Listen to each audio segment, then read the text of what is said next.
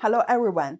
Last section, we have talked about the spread of silk, wool weaving, and batik in Qin and Han dynasties.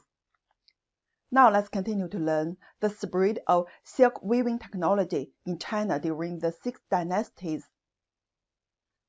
During the 6 dynasties, there were many records about the foreign exchange of silk weaving technology and the export of products.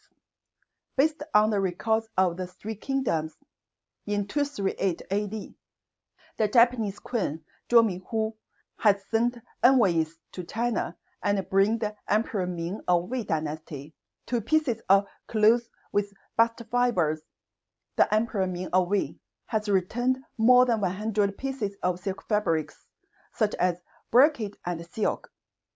In addition to bringing back these precious textiles, the Japanese envoys also brought back China's textile technologies such as jacquard weaving and printing and dyeing through visits and understanding. Wool clothing, that is, Hefu at that time, is made of silk imported from Dongwu, now Jiangsu and Zhejiang, during the 3 Kingdoms period. This kind of wool clothing is still Japan's national clothing, based on the Japan's chronicle of ancient events during the Eastern Jin dynasty and the Southern and Northern dynasties in China.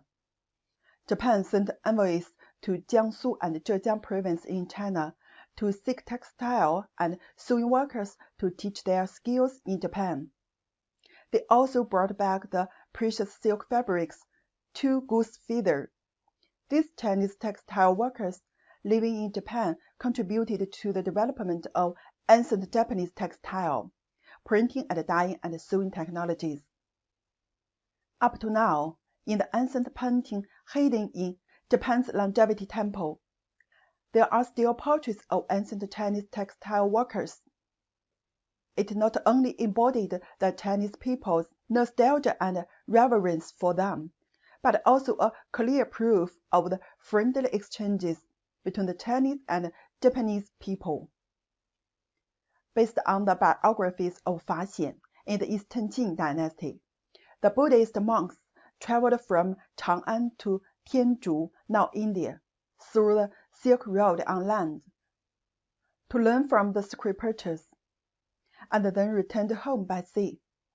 When he passed by Sri Lanka today, he saw the local businessmen using the Shanxi white silk fan.